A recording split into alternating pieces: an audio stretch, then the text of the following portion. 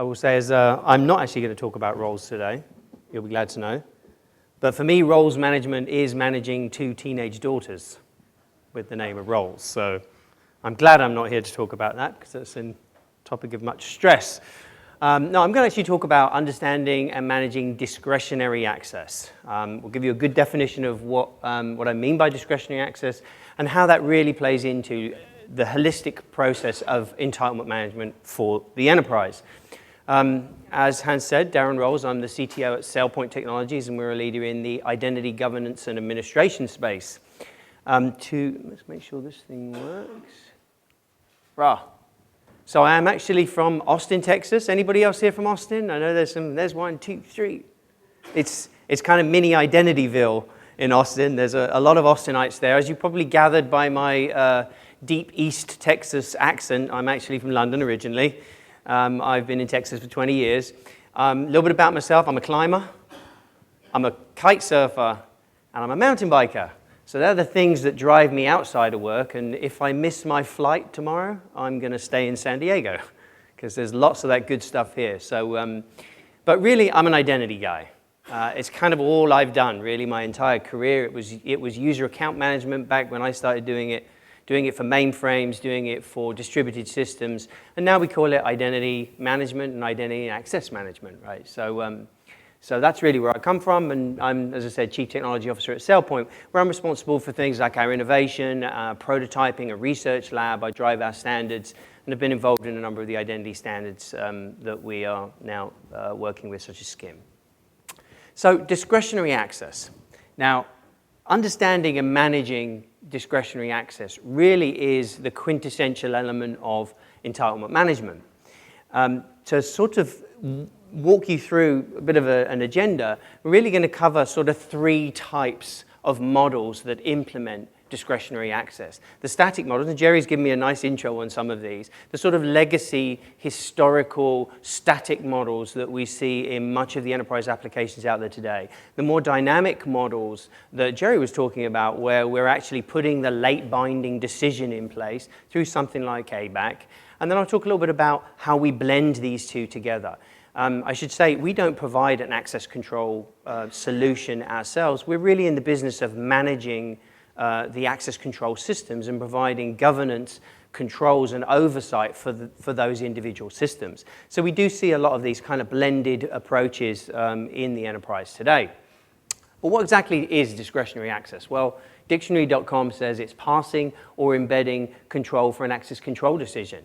Well, this guy, I've passed control here, right? A security guard. I don't know quite what he's got there on his, on his bit of paper, but hey, this is discretionary access. I've passed responsibility for an access decision outside of myself to somebody else. Obviously, in most of the systems that we deal with today, it's much more about automated, it's about a system-based process, but we're doing exactly the same thing. We're passing the discretion for that access to somebody or something else. And what I think is interesting to bear in mind here is everything is on some form of a scale between being very, very manual and very, very system-oriented and sort of late-bound. So we're all kind of being chased, if you like, to do this, to look at either static or dynamic access control by one of these 2 things, right? You're either being chased by the bad guys or you're loving your auditor. Anybody here an auditor by trade? No? Good. So we can go really down on the auditors. No. But one of these 2 guys are driving us, but ultimately governance and administration is required for these systems, whichever you've got, whether you are a legacy RACF system or whether you're a state-of-the-art system put there by a leading access control vendor. We've still got to provide governance and administration for both those systems in order to really fend off these 2 guys. And the real questions we're asking is, am I adequately safeguarding information assets and security data?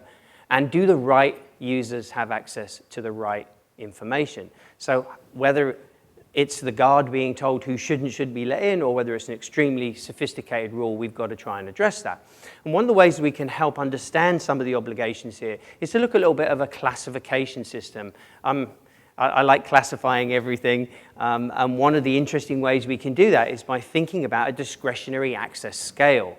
And so what we can then do is sort of plot, if you like, access control systems across that scale that moves from a centralized dynamic approach, some of the ABAC fits there, or a more distributed or static approach. And so, as I said, externalized authorization, ABAC, XACML, things like OAuth scopes, they're very much about externalizing and creating a centralized point of control for that decision, and they tend to be more dynamic.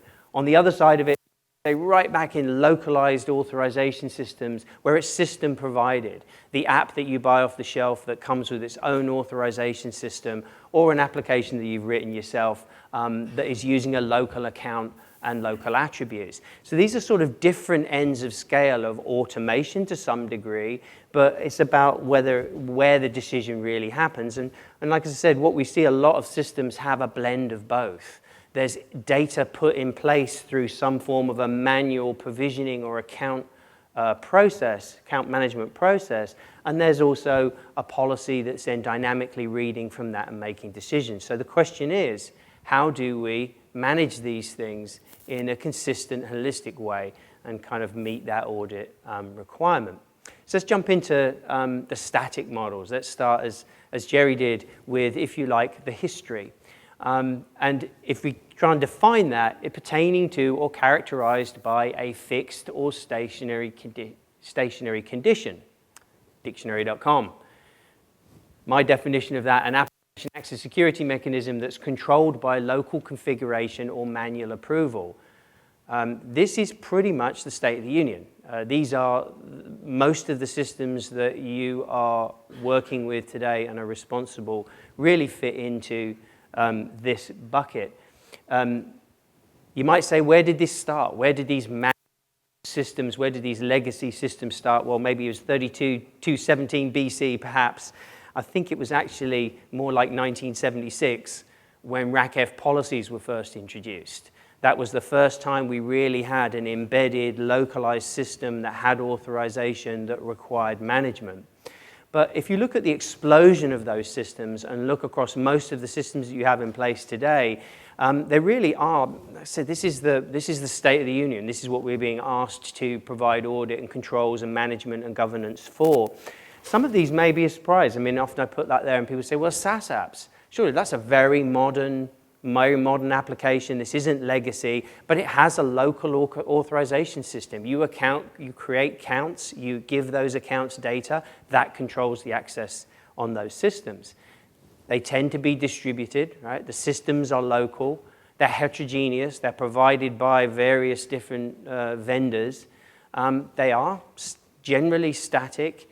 One provisions the data, that data then controls the access, and to some degree they're isolated. And so obviously that can be a challenge. How do we answer these questions around who has access to what? How do we provide a centralized control model or mechanism for these systems? Well, what we say in identity governance and administration, that's what we're here for, right? That's the role of identity governance and administration. It's to provide a means to catalog and model those systems wherever they are. So to be able to pull in all the information from SAP or from RACF or from a cloud application, to be able to model it and to some degree externalize it. We're not externalizing the access control decision, but we're externalizing the data so it can be visualized, so it can be managed and be changed through a life cycle. And then we review and approve it. That's something that tends to happen. Anybody here do an access review? User access reviews, anybody? Okay, it's a pretty manual process, right? That's how we create a centralized approval process around the data. We've got some interesting new models in that space that help alleviate some of the manual nature of that, but ultimately reviewing and approving that data in that centralized environment and then changing it through remediation where it's required. And then we manage and control it.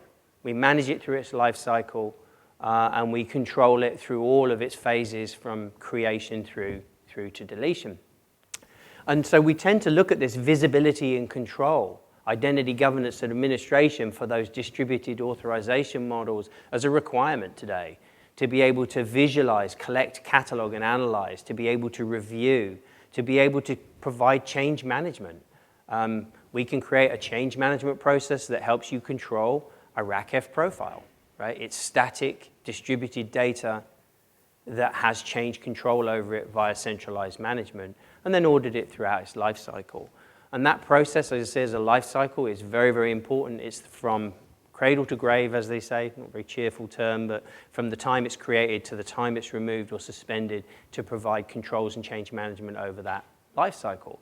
So those legacy distributed models, very, very easy to manage. That is the process of governance and administration that we're all engaged with. But what about dynamic models? Well, the definition here, pertaining to or characterized by energy. Well, that's good. Or effective action. So it's a pretty upbeat description of an application access security mechanism that's controlled by an external late binding decision-making process. And that's actually from darranrolls.com. That's actually from me, so that isn't in a dictionary anywhere. But that basically sums up what it is, right? It's a late binding system that's put in place that can make really more agile decisions based on context, based on runtime. So attribute access control. Let's take a look at that, see how that fits into this controls and governance picture that we've just drawn. There are obviously others. I would probably put OAuth scopes into a similar bucket, but we'll talk a little bit more about that in a moment. But if you look at that kind of ABAC model, I won't kind of spend too much time on the process, but as Jerry highlighted, has this thing got a pointer on it? We have a policy decision point. And that decision point is creating the access control decision. It's being provided by data, and it is making a decision whether access is allowed or not. Those systems tend to make decisions based on attributes. Strangely enough, ABAC, attribute-based access control, means attributes. And those attributes come from the environment. They come from the systems, and they're provided via a PIP. What's that again? Policy information point, right? So we're going to go get those identity attributes. So I call these things entitlement-giving attributes. And as a governance and compliance kind of thinker, as it were, it's very important to realize that sometimes benign pieces of data in ABAC systems end up making access control decisions happen. And so we tend to think about the attributes that are used in an attribute-based control decision as being entitlement giving. To give you some examples of that, sometimes these are qualifying identity attributes. So things like your age, your gender, your nationality, your social security number, maybe a piece of data like an account balance, some data that's provided to the process so we can make a runtime decision about that access at the time.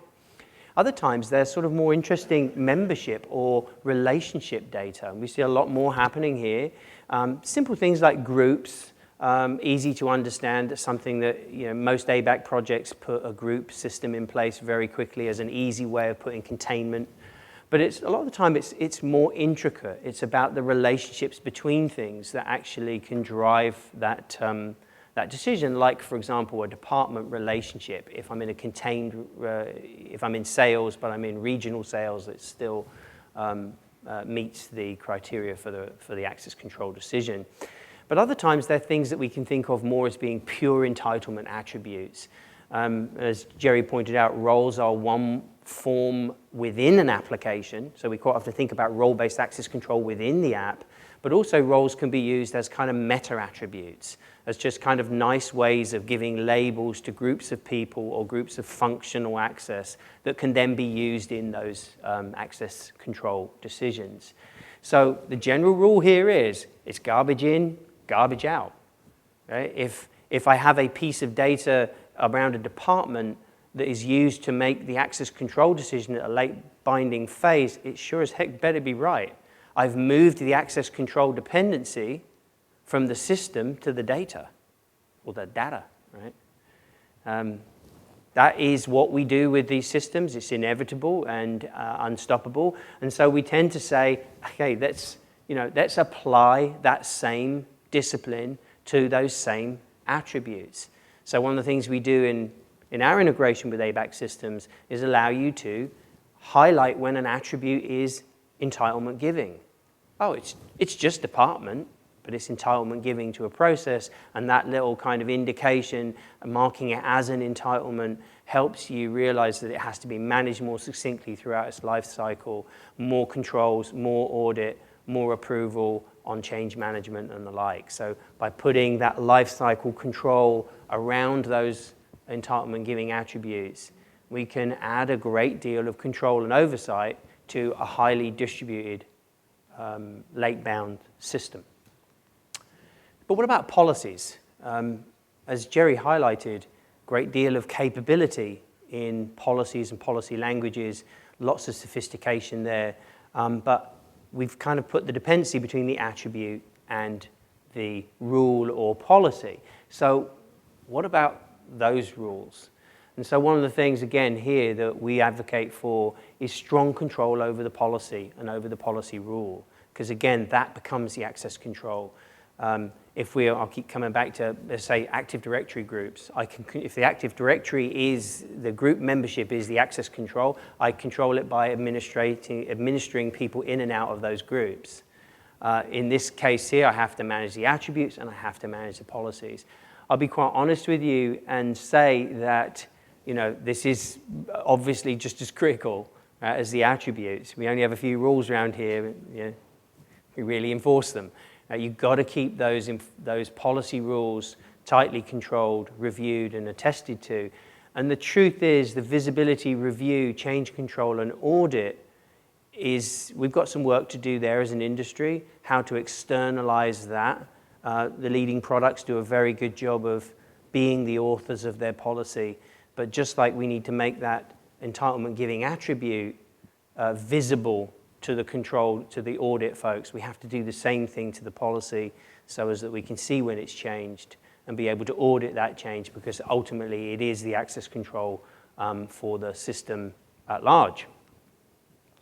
So we talked a little bit about static models, that kind of, I hate to use the term legacy because it's most of the access control systems we see in the enterprise today. A little bit more on the kind of more dynamic, late-bound systems and the management of attributes.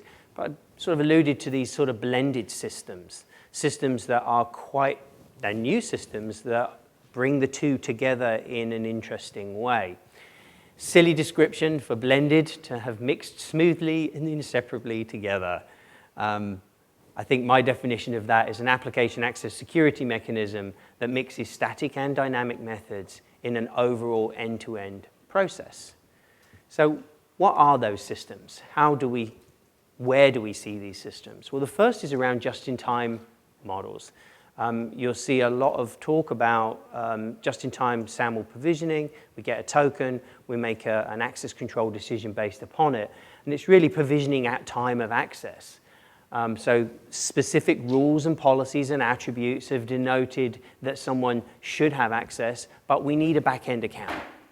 The system still requires an account with attributes to be put in place. So what the service provider is able to do is kick off on the fly provisioning of the accounts and data that's required. So a dynamic request for access, I'm actually hitting a site or I'm trying to gain access to an application or a file, and there's some form of automated fulfillment happening on the back side of that. If we look at kind of how if you like, the static system would work, the governance and provisioning system would see some event happening in HR. Somebody's joined a group, given a new job code, joined the organization. We're going to push data into some intermediary place, nice clean data into that PIP, right, into that policy information, into the identity attribute source. And then the runtime access control is going to consult that data and provide access to the app. No problem. Right? That's a kind of if you like, a non-just-in-time, it's a priori provisioning kind of standard run-of-the-mill integration scenario. In the just-in-time model, things happen a little bit differently. There is no data in the centralized data store to start with. The user or service tries to gain access to the protected item. At that point, the system automatically does some provisioning. Now, many of the access control, many of the SSO providers and SAML infrastructure providers will go create data for you, right? They'll say, oh, I can write to LDAP. I can create a database entry. With our governance hat on, we would say, don't do that, because we are putting in place with governance a control lifecycle that has visibility and has authorization and has audit. And so what we say is, send us a skim message, send us a standards provisioning message, or open up an API point to one of the services and actually request that that data should be provisioned. We'll then run through necessary policy checks, authorization that's required on our side. We'll push the data into the attribute store, and then the runtime system is notified to go collect that same data again and actually carry on as normal. So it's a very interesting way of overlaying what is basically traditional provisioning of data with runtime access systems. And I'll highlight that a lot of the time, this doesn't have to be that static. The approvals can actually happen in real time. Some of the methods for doing that around a mobile app push or around screen pops or basic traditional inbox request type flows. The authorization request comes in, the identity governance administration layer is going to go and do some provisioning, but first it's going to do some form of an approval. So the systems that we're seeing go into place now for some of the use cases I'll cover in a second tend to be much more approval focused. So what are some of those use cases? Very interesting one is around new policy flows or establishing trust. How do we know that now's the time to allow this? How do we know this should be done automatically from here on out? First time we'll go collect a couple of approvals. We'll see the right people do the approvals. We'll give them an option to say automate from here on out, take the human being out of the loop. Special transactions, when a transaction flow runs over a certain amount, or when there's some form of exception, rather than the provisioning happening in an automated fashion, we can actually go through a dynamic approval phase where we'll say, gee, let's go find somebody. Somebody's got to put a name on this. Somebody's got to put a tick in a box here. We need somebody's approval for this to happen. And that can be done very, very dynamically. You can traverse a tree of relationships, find the right CSR available, find the right executive, find the right person, and then carry out the provisioning based on that approval process. So very much a blended model that takes the runtime access decision, the dynamic provisioning, and can introduce what are pretty much very manual, interactive approval processes that happen dynamically as well. So with that, that's kind of all we're going to get to. So in conclusion, what we advocate for here is in this mixed model world where we see externalized authorization and local authorization, the most important thing we can do is provide visibility, controls, and governance for both sides of that and for the whole environment, and through that provide the kind of oversight and governance that's required of most of us today. So with that, I've hopefully left 5 minutes for questions if anyone has any.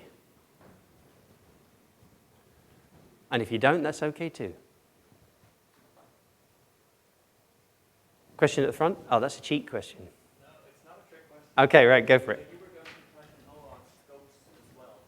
Yeah. So what about them? So OAuth scopes. So very interesting tangent there, because a lot of the time that scope issuance is going to happen based on data, right? So it's kind of the same story to some degree, an OAuth scope that's given at the time the token issuance. The scopes that are put in the token are based on data that the system sees anyway. The thing I find interesting there is that nobody's really focused on that process. How do scopes get assigned? Because that's the access control, right? In a pure OAuth scope-driven access control model, that's it. I'm providing access, right, at that point. What would be your recommendations to improve that? Unfortunately, it comes down to if you're going to make data, if you're going to make scope assignment decisions based on data, make sure that you understand the control cycle for that data. A lot of the time, use meta attributes instead of raw attributes. Don't use the base department. Don't use the base data. Create meta attributes that are sort of isolated from the underlying life cycle that's happening, so as that they're easier to control. You kind of make them more static, if you like. So that's something that we do see folks do. So this is where you'll use something like an enterprise role for that. It's really just a labeled piece of data, right, that I can assign to you that says you get A, B, and C. And then that's used to drive the scope setting process. But again, you know, I think that's something that we tend to, these are problems that are going to come into, you know, in 15 years from now, Jerry and I will be up here with even more gray hair than we've both got now, and we'll be pointing at that stage as the previous legacy. Again, God, do you remember those crazy days when we had our scopes being assigned based on unknown arbitrary rules with unmanaged data, and we'll look back at it and say, gee, what were we doing? So, good question.